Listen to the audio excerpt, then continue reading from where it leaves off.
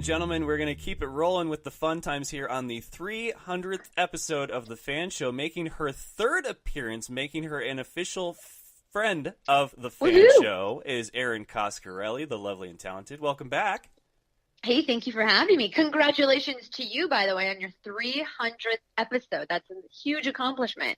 Yeah, and I think when you start anything like this, I mean, Mark has his, dream job, which you've been on. It was a great edition of that one. And I think when you set out to do something like this, NFL Blitz included, you don't know how many episodes that there's going to be. So you kind of celebrate every milestone as it comes around. I remember the first 10 were excruciating because it's like, how am I going to do this? And then you hit 100 and you're like, holy crap. And now you're at 300 and you're like, wow, this is... So we've come from somewhere to the point That's that awesome. We are now. Except Mark put it best. He said, if you had a penny for every episode that you've done, you would have $3. So. Oh, Mark, with those wise words of his. So let me ask you this, because I bet you don't really get asked the questions all that often on your podcast. What do you know now at the 300th episode that you didn't know, obviously, at your first? I know that the only way that you will hear a no is if you ask, because when people ask me how do I get some of the people on the show that I do, I tell them I ask, and it sounds simple, and it is simple, but at the same time you have to be willing to even put yourself out there, to send an email, make a phone call, even tweet at somebody. And what I've learned is that people getting asked to do an interview is like asking someone if they want free beer or free pizza. People love to talk about themselves, so a lot of times they're very up for it.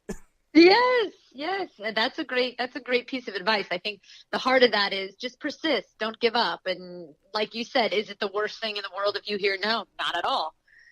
Yeah, and sometimes I prefer hearing no as opposed to nothing at all. I think just any kind of acknowledgement from that person you're reaching out to is a sign of progress. And I've heard a few no's, and I've gotten no responses. And it's the ones that you get no responses from that leave you kind of with that wonderment of, did they get it? Like junk mail, possibly. That's what I do all the time. I'm like, oh, that guy didn't call me back. Maybe he I don't know, some terrible excuse to make me feel better when I was in my single days or my friends. Maybe the note fell out of his pocket on the way home. Yeah, exactly. He had circled maybe, but it fell out. He lost it. Exactly. That's what I do to make myself sleep better at night. Oh, man. I'm just kidding. All right, so let's go ahead and get these topics started that you asked me if you had. And I wanted to know what, since a lot of people are either on spring break or just fresh off of spring break, if you had a favorite spring break, maybe a moment or just a trip that you did ever. Nothing to really get all that excited about because I had strict parents growing up. So going to Cancun or doing anything fun like that, I was not allowed to do. Like maybe some of my friends or maybe majority of people on spring break.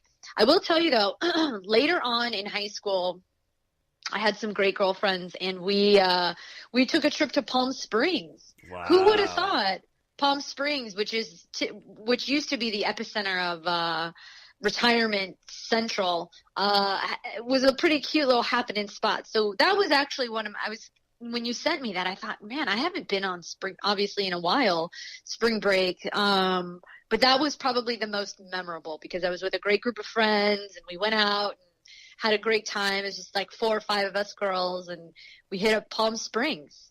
Did you ever want to go to Cancun? Because I don't know a single person that went to Cancun for spring break, but yet it's like that spring break destination that they hype up, Well, so I might be aging myself, but I used to watch the MTV Spring Breaks, and that was where they would hold some of them. Sometimes they'd be in Mexico, sometimes they're in like these cool little exotic locations right on the beach, hosted by Jenny McCarthy. Do you remember that, or are you young? You're way too young for that. No, I do. I do remember that actually. Like it's not the best, memories that I've got to date, but I do recall that. Yeah. Yeah, I never had a spring break like that, unfortunately. So maybe that's a good thing. Who knows? Probably is. That was Jersey Shore before there was Jersey Shore. Right. So Exactly. we're probably better people for it.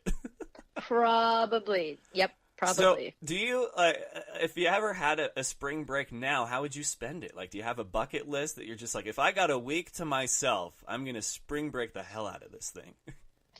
Well, it just it depends on how do you define spring break at my age. Like now I'm just getting caught up with stuff. It's not even about like going out and shaking my tail feather and getting blitzed. It's like doing responsible adult duties, like paying my mortgage and, reading books I've wanted to read and exercise. So maybe more than what I would say it used to be, wanting to use every single minute and in excess. Now I want to use every single minute productively, I guess is how I've changed and gotten older. So my dream spring break, I would actually probably want to either stay at home, maybe go to Santa Barbara, bring my puppies, bring my fiance, and just kind of relax and veg out and just be chill. Hey, there you go. Did you have a bracket, and how'd you do? Apparently Mark had the perfect bracket, but he never put it on paper, so I don't think that counts. Yeah, you know what? Don't believe a word he says because he'll lie right out of it, straight through his teeth. No, I didn't have a bracket. I definitely watched a lot of March Madness just because by virtue of living in this household, we have sports on all the time. My fiance is a huge sports fanatic. But I didn't participate. I know it's always kind of fun and I'm into that stuff, especially I think it translates well to like the fantasy football person who just likes that type of competition and rivalry. But, I didn't play this year. How did you do? So I hosted a tournament for the show. This was the second year that I did it, and it's a group. Oh, wow. Everybody that wants to, they just hit me up for the password, and they can submit one entry. I did terrible. I think I finished you did? Of 25 people, 17th, and wow. that's you did do bad. Way worse than I did last year, which was funny because last year my approach was, you know what? I'm going to do this by the numbers, by the science of this sport, which is I'm just going to advance all the better seeds all the way until I have to pick one at the end, and then I will just pick one out of 4. I got a 25% chance of getting this thing right. And I did fairly well. Now, Gonzaga, who I usually always joke is going to be out by round 2, obviously they spoiled a few things for me because they were ones that I didn't believe would make it that far. But this year you had all these upsets. And I was just like, wow, like if I would have thought my hardest on who I thought was going to upset where, there's no way I would have seen this coming. So I picked Virginia, and that was a round 1 knockout. So that was fun to have that happen. Whoops. Yeah, and then to see how it unfolded. Now, Philadelphia, Titletown, talk about it. I mean, I guess this means the Sixers are going to win the championship. The Phillies are going to win the championship. The Flyers, the Phillies are going to win the World Series. It's just crazy for you if you were a true Philadelphia fan, how this year's unfolded for you, right? Which is great. However, I do have a sports theory, and that is that the sports gods only grant one never have I ever a calendar year. And so I remember when, who was it that won? It was in one sport that hadn't ever won, and I said, sorry, Seahawks fans, you'll have to wait. And then the next year they went and won their Super Bowl. So it kind of worked out perfectly. And so now you have where the Cavaliers won their first, and then you had the Philadelphia Eagles win their first. So you only get one never have I ever a year usually. And so I worry that because that happened in 2018, there's going to be a lot of repeats we see the rest of the year, unless something special happens. But I bring up the bracket because there was another one floating around social media that was causing all kinds of trouble, and it was a Disney Pixar bracket. And I wanted to know if you had a chance to check this thing out and if you have a favorite Disney movie. I have to go back in time because the Disney movies that really impacted a young Erin was first it was Lion King because I couldn't watch that without crying. Yep. Oh my gosh. Mufasa. I was just devastated when all that went down. And I don't want to spoil it for people that haven't had a chance to watch that amazing picture that is Lion King, which they're doing now a remake. I think Beyonce's in it. But the ultimate is The Little Mermaid, because I wanted to be Ariel or Ariel. I don't even know how it's pronounced, but The Little Mermaid probably takes the cake. It was just the movie that I feel like I held on to for so long. Like I don't know. I was a weird kid. I liked Disney movies, and then I was always outdoors playing sports. So there was like this tomboy nature, and then there was a lot of this random princess fairies situation happening. It was a very confusing time for me. But how about for you? Do you have a favorite Disney movie? So it's funny because Mark went like full bracketology on this thing for me, and it was hilarious. Of course he did. And we talked about our favorites, and mine, it's sort of like you can't have one favorite because they're two very different kind of modes of Disney. Okay. The Lion King obviously is a huge favorite. I did love Aladdin, like if we're talking the more classic Disney movies. But for me, oh yeah, I mean, it really doesn't get better than Toy Story or The Incredibles. And I think that was because Toy Story, I was the same age as Andy-ish, during that movie. And so it really hit close to home, especially the third one when there's like the waterworks going on at the end there. But The Incredibles was superhero movies before there was even a cinematic universe by Marvel. And that was awesome. So I really liked those two. I thought that they were great. But I think for everybody, it's got to be, The Lion King. If you grew up at the right time to have that come out during a certain part of your childhood, it just forever lives because you know all the songs, you cry at all the same parts, and it's just that epic of a movie. I'm surprised you weren't a Mulan fan as the kind of tomboyish growing up. Really? Yeah. No, not Mulan. Nope. Ariel all the way. I mean, Ariel or bust. Another great Pixar film, since we're on the Pixar topic, have you seen recently, I think it was in like the last 2 or 3 years ago, the movie Inside Out, which I thought was very cleverly done because have you seen it? It's a Pixar film about like different emotions. Yes, I do, and I love it. I thought that was really well done, which I think Pixar does a great job at kind of talking a little bit deeper in the sense of connecting with a little bit more substance than maybe the average Disney movie. So Pixar has some great like adult themes too, where they can connect with adult demographic, but still obviously cater to the younger audience. So that would probably have been my favorite Pixar is that movie, which doesn't probably get a lot of love on anything. I'm sure people don't even know what it is. Well, the most recent ones I don't think got a whole lot of love. But the beautiful thing about Disney and what it's managed to do is that it's not this movie company that kicks out movies just for kids, like stuff that they're only going to know. It's stuff for the whole family. Like there's some adult innuendo, subliminal humor in a lot of their movies. Yeah. And as a parent, like you love that because you get a laugh and your kids are like, what's that? And you're like, we'll talk in a few years when you grow up. And, it's funny because I know there's laughs for everyone. And that's what I think Disney does the best. So totally. With that then, we wanted to talk a little bit about where you see yourself in the next 300 episodes, which calculates out to about roughly 2.5, 3 years.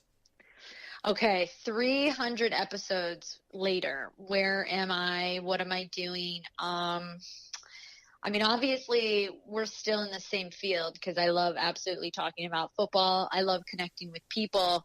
How about this? I'll just have 300 more zeros in my bank account. That's where I hope I would be. It's wow. that much more successful. Or just two more zeros. That's fine. I'll take that. Like, I'm good. Is there a segment on NFL Network that you've been eyeballing since you got there that you want your face to be the face of that segment? Oh, God. You know what segment I do actually like, but it's not on NFL Network, that I enjoy because it's fun and funny and has everything that I embrace, which is somewhat awkward, somewhat, silly. The Sports Center, not top 10. That's probably my favorite. In fact, I actually pitched a show and was able to do it for a couple years, and then my schedule didn't allow me to. But it was called WTF What the Football. And it was just like the top 3. We would do it every single week. They're still online if you YouTube it, I think. But they were just major fumbles, legit bad plays that happen every single week that you're just like, why did you do that? So like the guy that dances right before he's about to get a touchdown and then he gets tackled or intercept or something happens. I embrace moments like that just because I can relate to it. So, but yeah, that would be nice. NFL not top 10, maybe NFL Network not top 10. I don't know. We'll work on that. Yeah, we'll work on it. I think that'll be good. So you're going to be there earning a lot more moolah at the NFL Network, which I think is great because that means that I'll always have someone from the network to talk to, and who better than Erin Coscarelli. Now, Sure. Free agency is pretty much all but died down. And, of course, we're counting down to the draft. But what did you think of this year's free agency? Oh, my gosh. I don't know if we just say this after every single free agency, but it felt like the busiest free agency that we've had in a really long time. Just players leaving, players that had identities to certain teams left. And, I mean, look at what happened. And I know he was only there for a year, I think, Brandon Cooks. But just this unravels so many storylines. So Brandon Cooks, so now Jared Goff gets that receiver that we were hoping he would get, which I'm excited about because I live in LA and I guess I'm kind of a Rams fan just by virtue of being an LA native. Yep. They left me when I was 10, so I'm still upset about it, but whatever. I'm happy. I'm glad that a team is thriving here in the LA market. But I'm curious now about what is going down with the Patriots because you're still not hearing a yes, I'm coming back from Gronk. You're still not sure what, is going to happen with what they're doing in the draft with Tom Brady. So, I mean, are they going to – and then everybody wants to talk about maybe possibly bringing OBJ over to the Pats. Yeah. But that Brandon – even just the last pretty big move that happened most recently in free agency, just everyone's up in arms. Like, what does this mean? The Patriots now have 2 first-round draft picks because the Rams traded their 23rd overall pick to New England. You're just like, what's going, So I don't know. I mean, it's interesting. There's a lot. I mean, are they? And then I'm sorry. Those are my dogs. I don't know if you could hear them. Apparently the mailman came. I'm going to close the door. They say Rob Gronkowski could get traded. I don't know. I mean, everything it's just like everything is on the table. What is Bill Belichick really thinking? So, that just to me is a really interesting situation in and of itself because of what impact it has on other teams. Well, I feel like Philadelphia is to blame for all of this because I was talking earlier about how it doesn't seem like so it seems like it's a busier free agency, but only because there wasn't like that one big name that stood out above the rest that we were all waiting to see where he was going to land. Like we all remember the big Peyton Manning offseason free agency when he went from the Colts to the Broncos and how crazy that was. But there was a lot of names that were just under probably what you would consider the elite names in the NFL, and they all got moved within like a 48-hour time span. I mean, Kirk Cousins to Minnesota, and then you've got Case Keenum and Sam Bradford and all these guys moving around. So I don't know if it was because Philly won the Super Bowl or if it's because the rest of the NFL saw that somebody other than the New York Giants can beat the Patriots, and so now you have all these NFC teams going, we can do this, let's go. But then you have the Patriots make one move, and it's not even gaining someone, it's trading someone away. And now we have 15 conspiracy theories about what they're going to do with 2 first-round picks. I know, of course. That's what we do. It's just trying to get inside the mind of a genius, which is Bill Belichick, who just figures it out year after year. Now they're not going to have Danny Amendola. Julian Edelman's coming up off the injury. They added Jeremy Hill, who's a little bit more of a pass-catching type of back. One of my favorite moves, which is kind of understated, not huge, was the Jimmy Graham going to the Packers. Yeah. I kind of like that. I just feel like he was a little underutilized in Seattle, and now he gets that big target, that big red zone target in Jimmy Graham, and you're going to have a hopefully healthy Aaron Rodgers back. I was a little bummed out that Jordy left, and he was himself fairly bummed if you read the news. I think all of Green Bay was bummed out about that. Yeah, I know. Well, Seattle had a liquidation sale. San Francisco got part of that with Richard Sherman, and I'm not sure how I feel about it as a 49ers fan. I don't know. That was so weird seeing him at the wearing like a Niners gear, and So then we weird. reported on the show yesterday how him and Jed York finally unblocked each other on Twitter. So I guess that makes everything okay. Once it's official on Twitter, it's official everywhere. Like right. That's what you wait for, is that tweet, that notification. Exactly. Yeah, but I do believe, I would say I'm a San Francisco fan too, and I know that's weird because I'm also a Rams fan, but when I became a 49ers fan, maybe like 3 or 4 years ago, there was no rumblings of the Rams coming to LA yet. So I still have that allegiance to San Francisco, and I'm pretty excited to see how much their win total is going to increase next year. Of course, obviously with Superman, Jimmy G there. Doesn't he look like Superman? I mean, is it just me? He looks like he's got the jaw of a Superman. It's weird. He really does. I think if he's clean shaven and lets the hair grow out a little bit, it's going to be like, wow, that's Superman. It is crazy to me now that you bring that up. But I was wondering, has there ever been a time in any of the teams that you have liked that there was a player that came aboard that you just really weren't too keen on being a member of your squad now? Of my particular team, so like the Niners. Yeah, I mean, because that's what Richard Sherman's doing for me right now. It's like I don't know how to feel, and I've given myself a 5-game over-under for when I start to maybe warm up to him and cheer for him. But if they're losing, I don't know if it's ever going to happen, because no matter what the cause is, I feel like I'm going to blame him like he cursed the team. Oh, yeah. Oh, for sure. Or just brought like bad energy to the locker room, which you aren't sure if he was part of all the issues that you kind of felt Seattle had in that unraveling. There just seemed to be a lot of discontent there on the defensive side in Seattle. And I think Pete Carroll's a great guy. I mean, obviously, I covered USC when I was in college there, and he was the coach. So I have nothing but amazing things to say about Pete Carroll. If I was a Cardinals fan, I wouldn't know why they would pay Sam Bradford $20 million. I'm still not sure about that one. I think him and Mike Glennon have a combined 6 starts in the last year, so that's exciting. Get excited for that, Cardinals fans. Very exciting. But I'm sure they're obviously going to pick up someone in the draft, and that's exciting because the draft is only a couple weeks away. Yay! Yep. Are you going to be there?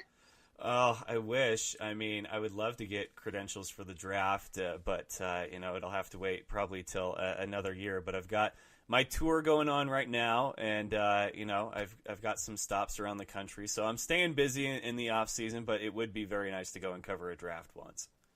That would be fun, especially in Dallas. So maybe that's what will happen for me in my 300 episodes from now, is that we'll be talking. We'll be like, "Are you ready for the draft? I'll see you there, bud." See? There you go. Put it out there. It's going to happen. It will happen. All right. Well, Erin, you're always such a treat to have on the show. Thank you so much. It's only been 3 times, but it seems like so many more than that. So I look forward to having you on, obviously as we get closer to the season and then throughout the season. But keep doing your thing. It's always great to see you enjoying yourself on Twitter and on TV. So I will talk to you soon, but don't work too hard. Thank you so much, and congratulations to you. 300 episodes. I'm honored to be on this show. Oh, very exciting. Thank you so much, Erin. That means a lot. Erin Coscarelli, ladies and gentlemen. Rannazzisi, welcome back. Thank you very much for having me. Yes, this is my second time, both on the podcast and in Spokane. I'm 2 for 2. Yes, consistency. Consistency is key, right? Uh-huh. So, how you been? Like, what's new with you? What's the life of Steve Rannazzisi? I've been great. I think I'm going to become a professional golfer. Hey, there you go. I fell in love with golf. And I think I can make the senior tour. I got 9 years. That's number one for me right now. That's what I got going on in my mind. Every time I'm out there, I'm like, this is it. I'm going pro. Now, granted, I've never shot under 80, but it's going to happen. And then it's just going to be a steady right, boom, boom, boom, right to the tour. Well, that's that consistency we were talking about. Exactly. Exactly. Yeah. That's what's new with me personally. Professionally, I've been on tour. I started a podcast since the last time we've seen each other. The podcast is called Hear Me This Book, where I sit down with people who have their favorite book, which I've never read because I haven't read really any books. I'm not a well-read person. And they kind of tell me about it and why they read it, and we break it down and sort of that way. You learn a little bit. It's like a small book report. You're not going to get smarter, but you'll probably laugh a lot. and then I did Curb Your Enthusiasm last year, which was a total joy to be. Yeah. You said you couldn't give a lot of spoilers, but yes, it was amazing. Yeah, and so now it came out, and so they're starting to shoot again. So you never know. You never know. Could the chef be back? Perhaps. We'll see. So yeah, that's what's new with me. We got you in Spokane for a couple of nights. Yes. A few shows. Always good to have you back. It's always a laugh. I still laugh every time, and especially recently. I don't know if you follow professional wrestling at all, WWE. I don't. I kind of fell off wrestling in the high school years, so that's like the mid-'90s for me. But I was completely... this last 3 months with the Ric Flair documentary and then the Andre the Giant one. Good, yeah. Kind of all my memories came flooding back. So I haven't seen the Andre the Giant one, but that Ric Flair one was good. Both of them are fantastic. So this year they do the Hall of Fame every year. Okay. And they have a celebrity wing. And this year Kid Rock got inducted. Perfect. And so every time I saw that, I was like, I remember Steve's story about my encounter with Robert James Ritchie. You know. I haven't seen him since, but I do. I talked to Chris Porter, who was the connection between the two of us in my story, and he seems like a really lovely guy. Even when he's on Stern, I listen, and he's like, it's nice dude. That was all me. I can give no blame to Mr. Kid Rock Hall of Famer 2018. It was probably one of the best stories ever, though, just because you went into it talking about how when you go out somewhere or to a party, you don't want to be a certain guy, and then it ends up being you at the end. It ended up being me at the end, yeah. Yeah, you don't want to be the kind of person that's just a hanger-on clinger, and then that's exactly what I ended up becoming. But unbeknownst to me. You got a great story out of it. I mean, that's like yours and yours alone. Totally worked out. Completely worked out to my benefit in the long run. So every time that I see like a tweet or something from Kid Rock, I look for punctuation. I'm just like, is he getting the habit of using punctuation yet? I know. Are we at that level? Like that's the thing. It's like you say to yourself, this man took the time out to make that extra step. That's how serious he is about me being really, really a bad person to be around. Yeah, it was gosh, crazy. I haven't had many run-ins like that since. I've been trying to limit myself to embarrassment like that. You have to try. Can't go crazy every time. Well, obviously, you were new to tour life last time. You were talking about how maybe you'd hop on a bus and go around. Like, how do you like tour life now, looking back? Oh, I mean, for me, I'm blessed in the sense that I can kind of pick and choose some cities here and there and work it out. I'm not like a slave to whatever is open. So, but yeah, it can be a grind. This past, like from January to now, it's been really great because I got to take my family on a couple trips. We did some ski stuff, and then I did some other things with other comedians backed up weekends. So if you could break it up like that and kind of manage it that way, you got to have fun on the road. Otherwise, it literally becomes a job where you just sit in your hotel room all day and then wait for the shows at night. And that could be dangerous. So I try to, like I said, I play golf. I try to go to football games. Whatever I can do to keep myself active, that's the best version of me on the road. Yeah, absolutely. Now, you talk about, sort of the mundane of your job, the hotel rooms, the flights, everything like that. So as a comedian who is a storyteller, do you find yourself kind of venturing out and seeing if there's a story that you can have happen that you'll use like in your next bit? Like, are you adventurous like that? Well, I'm becoming less a little bit and a little bit more scared. mostly because I have kids, and I'm like, well, if I go on this little adventure for this story, this bit, and then daddy gets killed, is that really worth it? So no, I mean, look, as far as like, okay, airports and all that stuff, you can kind of just sit there, and I keep my headphones in all the time, but sometimes the music's not on. That's how I do it. And you can just kind of be around and be, listen to people and listen to their I mean, people will give you everything. And there's times where I'm like, I turn it off and I just don't want it. But I when I want to, and I can kind of be a voyeur when I, in those very public social places. So that's how I kind of still, people are crazy and they don't care. They will say anything. So even if you want to start to talk to them and engage, they'll answer questions for the most part. But yeah, I've gone on less adventures, so to speak. I think a Black Diamond skiing this year was my biggest adventure. I accidentally went down a Black Diamond with Ari Shaffir, and I was like, oof, slow this pace down. So clearly professional skier is not in your future. Golf, though, is. Cautious and steady down the slope. Is that a category that I would win that category? I think that's the green square. Blues. That's what I do. Okay, I'm a blue guy. Yeah. I will tell you from my experience with traveling, because I've done a lot in the last 2 years. The airport are the stories that you want. The Greyhound station are the stories that force themselves on you and find you. I don't know if you've ever done Greyhound. I had to this last year because my ride from where I was at to the airport I was going to fell through last minute, and I had to hop on a Greyhound. Luckily, it was only an hour and a half, but it's more than enough for me. Yeah. What cities was it from? From Greensboro, North Carolina, to Charlotte, North Carolina. Okay. A North Carolina Greyhound. Yeah. Yeah, probably even worse, right? I mean, you look at the U.S. and you're like, let's pick the worst spot. There it is. I'm going to Charlotte next month, and I haven't been to Greensboro, but yeah, I mean, I guess you couldn't rent a car? All right. Yeah, what the bus is just... They were out that weekend because they wanted... because I called, and it's like they all had big SUVs and stuff. Got it. And I'm just like... I'm a mass transit guy. I'll take a train. If I'm on the East Coast and I'm doing like DC, Philly, I'd rather take a train than fly. That, and with how last minute it was, I mean, to rent a car, I go through Enterprise, they charge you an extra fee to drop it off somewhere you didn't pick it up. Yeah. So the pricing and everything just worked out better for Greyhound. I mean, I don't know what kind of price I would put on my life just yet, but I feel like maybe I should up the value more than what a Greyhound ticket is for that particular I like Enterprise too. You know why? They hire the most college graduates. Now, I did not know that sounds generous as a company, but it also benefits me because a lot of college kids watch the league. So when I get to that counter, bingo, daddy's getting an upgrade. Last time we talked, you had probably the single best quote that I've ever had on the show. Oh, boy. It was that I just shit my pants? No, even better. 99% of the population doesn't know who you are. The other 1% yell and scream inappropriate things at you in public. And I wanted to know, has that changed at all? Are we to 98 and 2, 97 and 3% yet?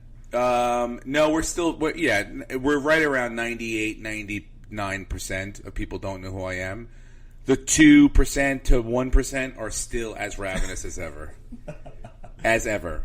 Yeah, I was just in the Mall of America a couple of weeks ago, and it's you ever been there? It's massive. I haven't. It's on my bucket list. It's like all these different floors and stuff, but you can kind of see from floor to floor. Yeah. So for me, because I'm also performing, the comedy club's in the mall, the hotel's in the mall, everything's in, my whole life is in this mall, then I'm like, okay, well, I don't really ever leave the mall, so people are now like recognize and see me every day. So as I walk around the mall, like people will yell Kevin from different floors down at me, or like, just I'm constantly. It's like an echo. It was around. It was like just living in, like if you went to go paintball, like to shoot paintball guns, like and then but like got locked in, and everyone was still going to continue to shoot paint. Like you would walk around and be like, hey, I don't want to. All right, I'm still going to get shot with paintball. That's how it is for me, especially in gigantic spaces like that. So you mentioned college kids as a demographic. Is there a city or state that is a huge league fan that you've noticed in your travels? I mean, football cities for the most part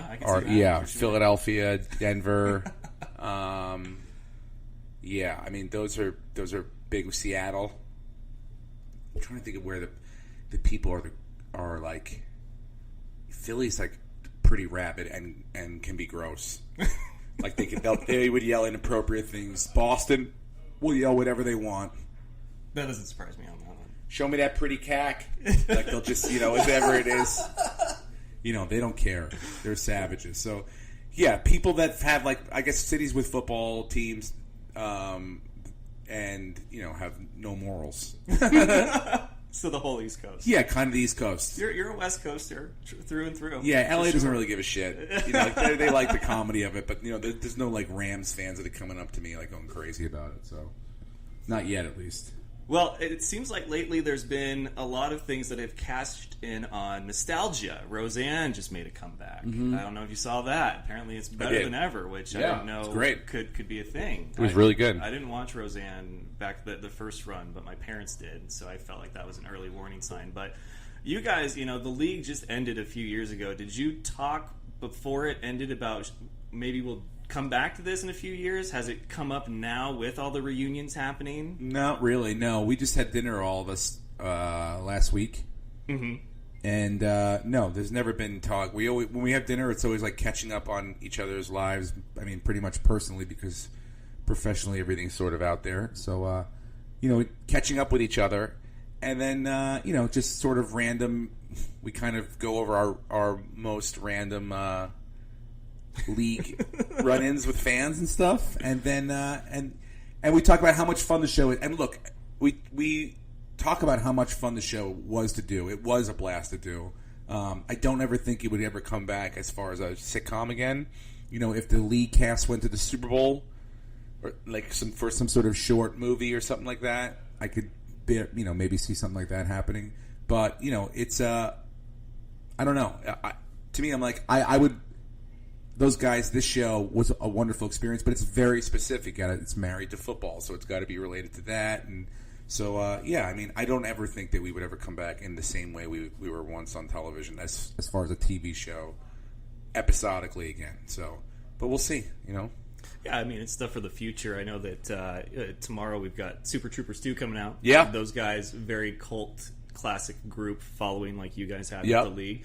And I remember when they initially started the campaign for that, it was like a Kickstarter or GoFundMe, and they shattered what their bar was, and they were really surprised. And then you had, so bad example, but Entourage was a great series, and then they did the movie like a year or two later, and people thought that was a bad move on their part. But I could see there being a league movie, and you guys get together, and I don't know how you write 90 minutes to 2 hours of the league solid like that. But well, our creators Jeff and Jackie Schaefer, they've done movies before, both together and separately. So, it's not beyond them to do a movie. I have no idea. I haven't spoken to them. I'm sure that Jeff, every single time one of these ridiculous things happens in the NFL, just sits there and literally writes 100 jokes on a piece of paper. Oh, I don't doubt things it. Would Andre walk into a bar and take a knee? Probably. Oh my God, that is so good. Just things like that constantly are going around in his mind. So where he puts those ideas, I have no idea. But if he put it into a final draft version of a movie, it wouldn't surprise me. What do you think Kevin McArthur would think of Mitchell Trubisky? The perfect. Kevin McArthur is Mitchell Trubisky. He really is. He's supposed to have greatness, or in his mind he has greatness, but the product is not necessarily probably the best version of himself. So his supporting cast isn't that yes, great. exactly. It's not as great as him. Mm-hmm. Yeah, he'd probably that's. But Mitchell Trubisky's the perfect character, the perfect quarterback for the league version of the Bears. Yeah, so, I can totally see that. It's but there's so many things that happen in the NFL that I think, how would the league poke fun at this? And you're right. Like, have you thought of any jokes, beyond, would Andre take a knee in the middle of the bar or anything else like that? Oh, of course, yeah.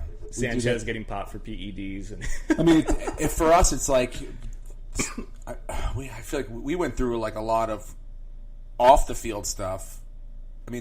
As far as like we had the lockout, and then a lot of the off the field like stuff with the players and stuff. Ray Rice in that situation. Oh yeah, the replacement refs. The replacement refs. So it would be interesting to kind of, I mean, every time something comes out, we literally, I have ideas. I'm sure everyone else does on the show.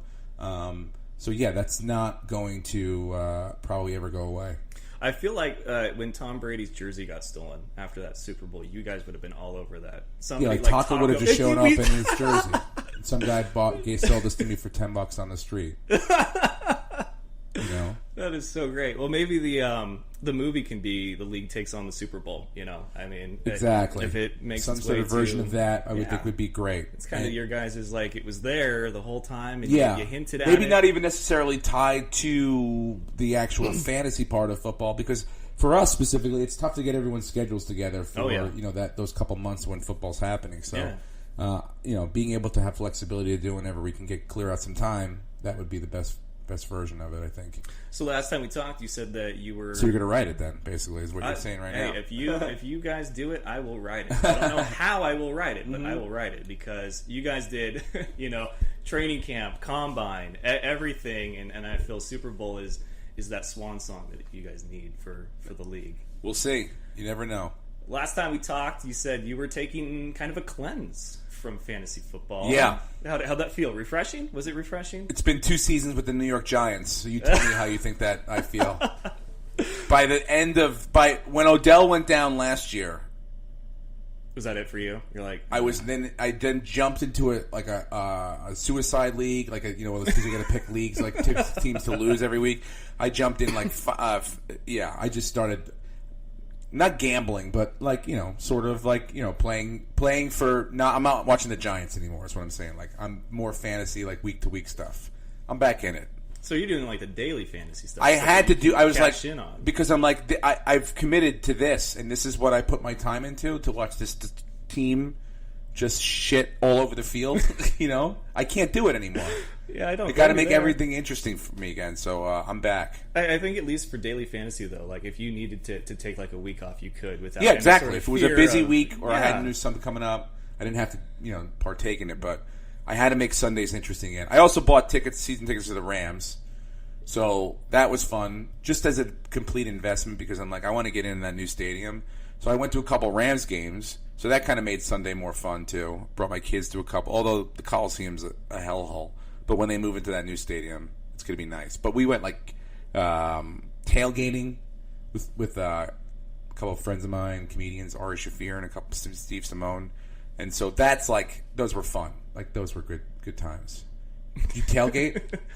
Tailgating's the best. Oh yeah, absolutely. I have so I'm a Niners fan. If you couldn't tell.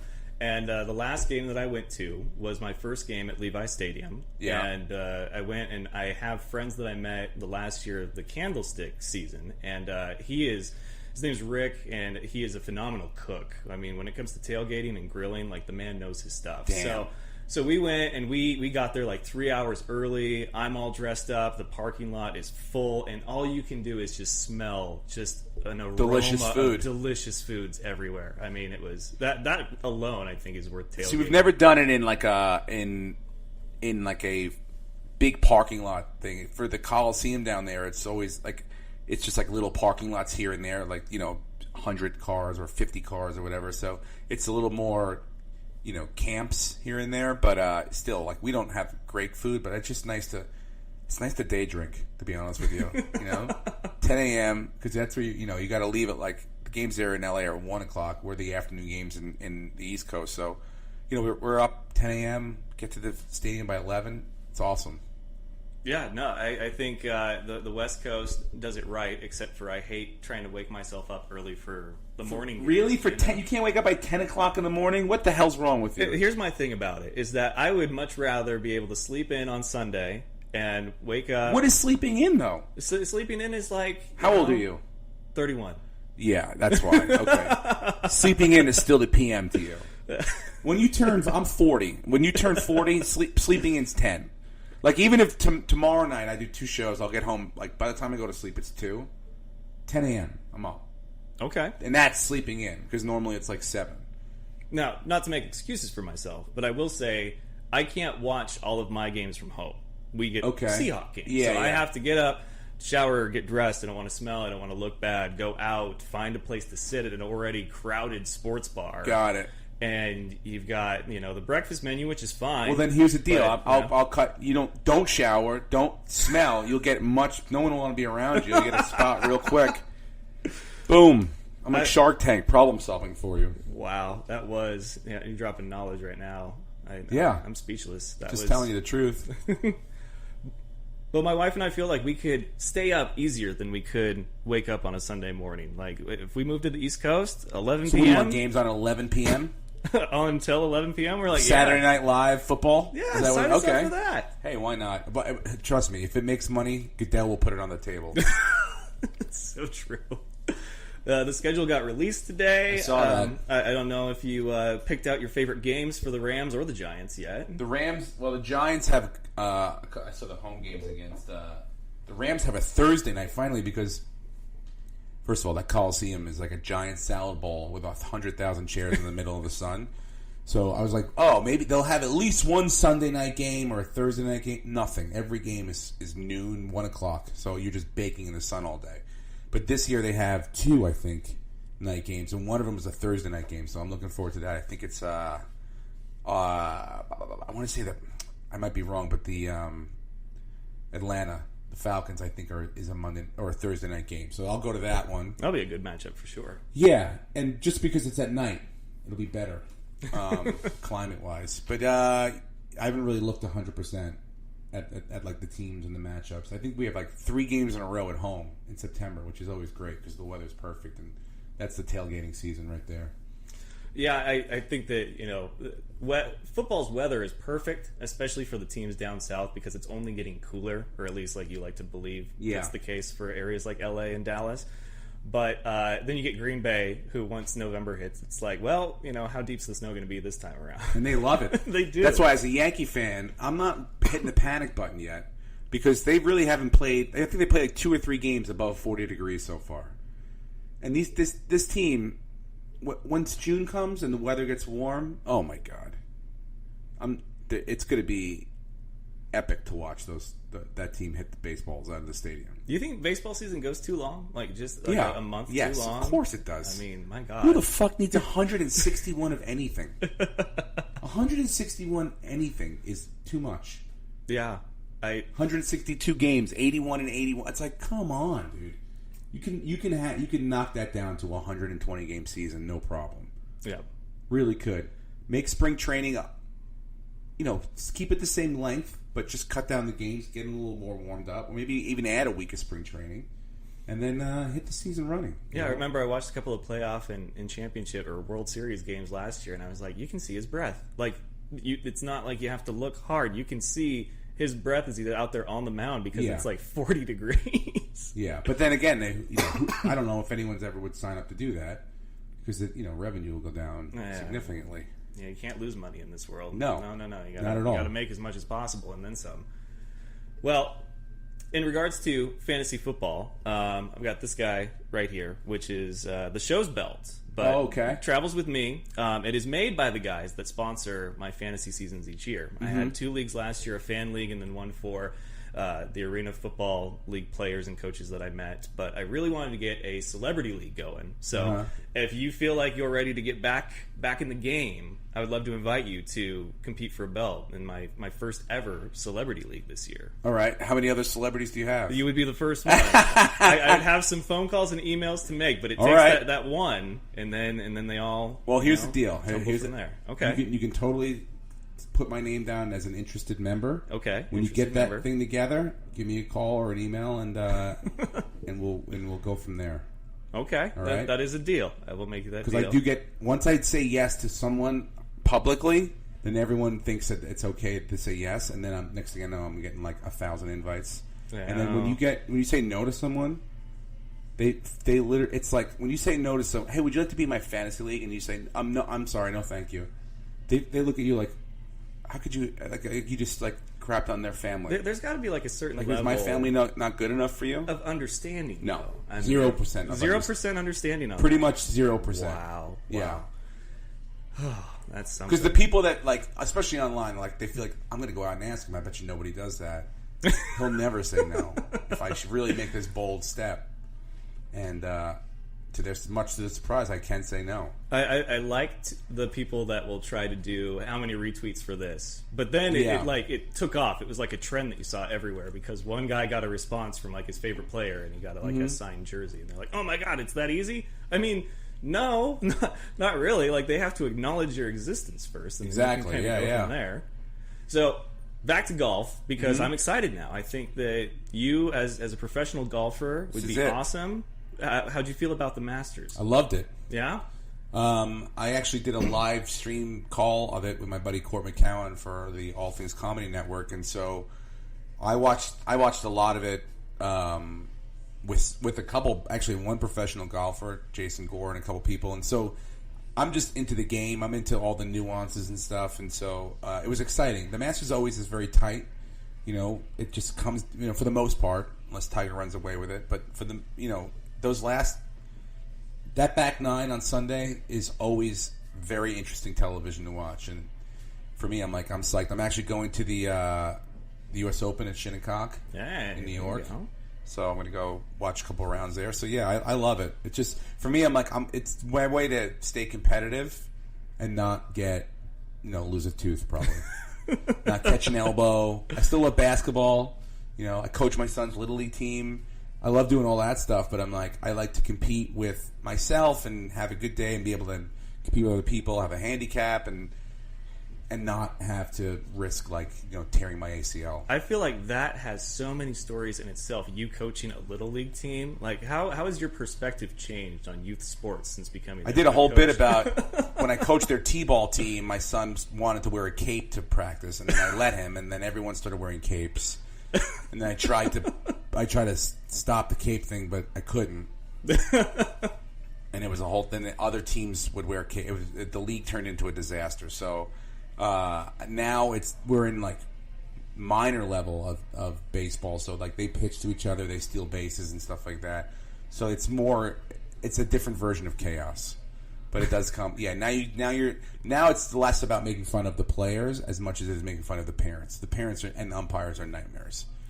I did a summer job as an umpire for a softball league here in Spokane. Okay, and let me tell you, your perception of what is important in life completely changes because I'm way off from being a parent at that point because it's one of those things that it's a summer job. If you're a sports person, it's this will be easy. Just read the rule book and just call ball or strike. Yeah. Well, there are parents out there, man, that they believe that that's where they're going to get their big start. They're going to get interviewed by ESPN or Good Morning America and be like, I remember that day in the 10 to 12-year-old softball league that was when they were going to be a star. And it's wow. So I don't know your run-ins with parents. I feel like they would probably be pretty cool with you being, a celebrity. But I don't know if that is an exception. No, they don't care at all. Nobody cares. And so, yeah, parents are nightmares. Other teams' parents, just the difference. The umpires, I feel like for Little League, there's not one decent umpire in America. Not one. We either have guys that show up 20 minutes late, they're like, hey man, don't break my balls, it's my second job, they don't care. Or the guys who show up early, but then they want to make it about themselves, they're telling every kid to tuck in their shirt, and then they're going down, every pitch, in between every pitch, they're giving life lessons, and they're, I'm like, what are you doing? The reason why these kids can't throw strikes is because you're the human rain delay. You're stepping out every 2 seconds. They can't get a rhythm going, so I feel like those are the two versions of umpires we have out in our league out in California. But I have the time. I can't do some games on the weekends to get good assistant coaches, but I enjoy doing it, and that's it's I have to hang with my son. That's the important thing. Yeah. You think it's good quality time? I hope so. For me, it is. I mean, I feel like it. It probably because it's not one-on-one with him.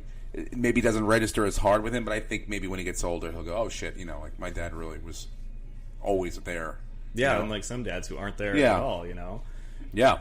Anybody called you out for, favoritism, or you try to be pretty right down the middle about it?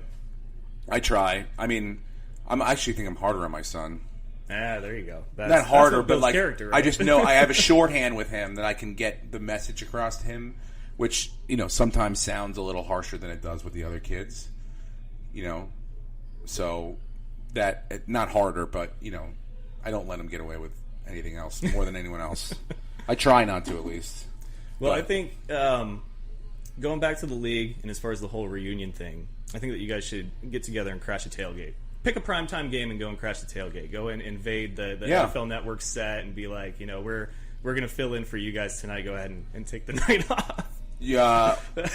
I'm trying to think of it would be fun to do something in the arena of taking over a broadcast of sorts.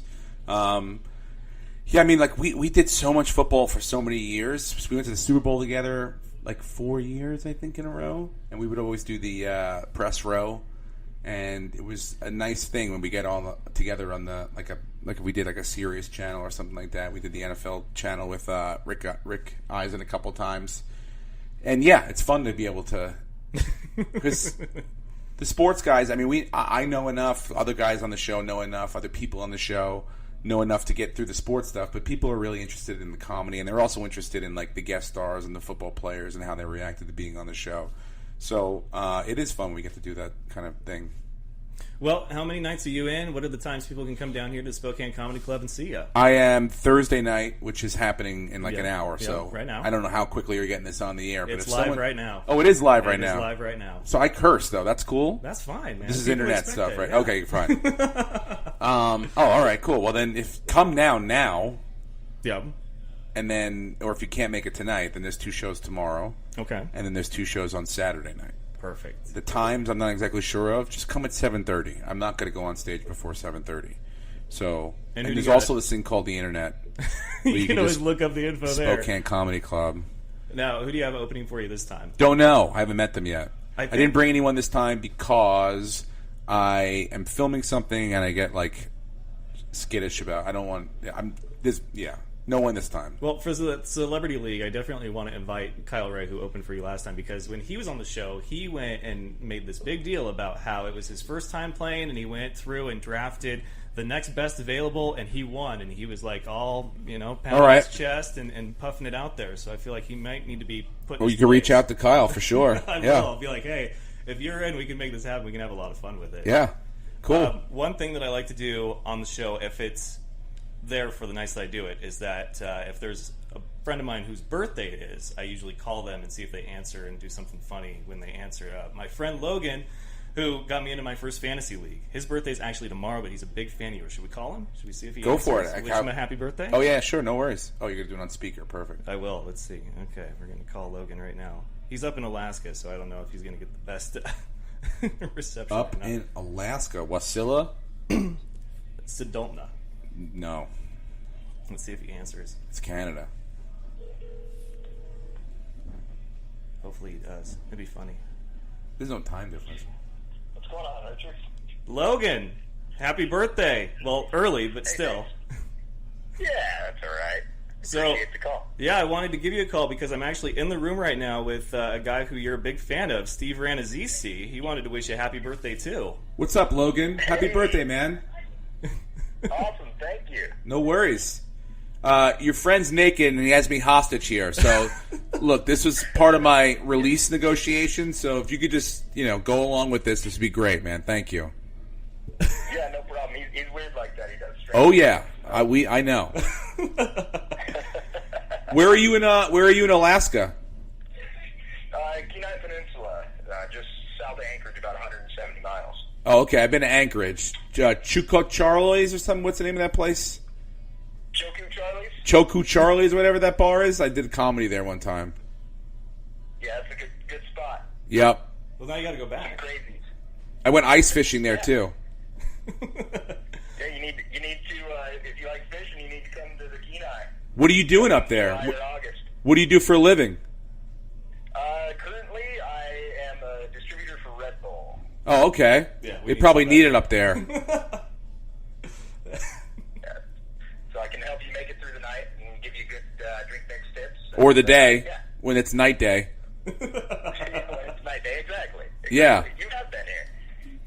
Awesome, dude. Well, happy 13th birthday, and hopefully you have a great year, man. I will, absolutely. I'm going to spend my night drinking some Jameson and enjoy the rest. Can't go wrong there. Or you could. You probably could go very wrong. Yeah, very wrong. Probably will at some point. Well, Logan, I know that your birthday's not till tomorrow, but I couldn't pass up this opportunity to see if Steve and I could get you on the phone and wish you a happy birthday on the show and keep that tradition alive. But, hey, give your wife and your baby boy a kiss for us, and you have a great birthday tomorrow. Awesome, I will do, and I appreciate the shout-out, guys. All right. Happy birthday, man. Take care, Logan. All right. Bye. Well, Look at us making dreams come true. Yeah, that's like a Make-A-Wish right there. Yeah. Hopefully Logan lives long enough. Have you ever done one of those? What? A Make-A-Wish.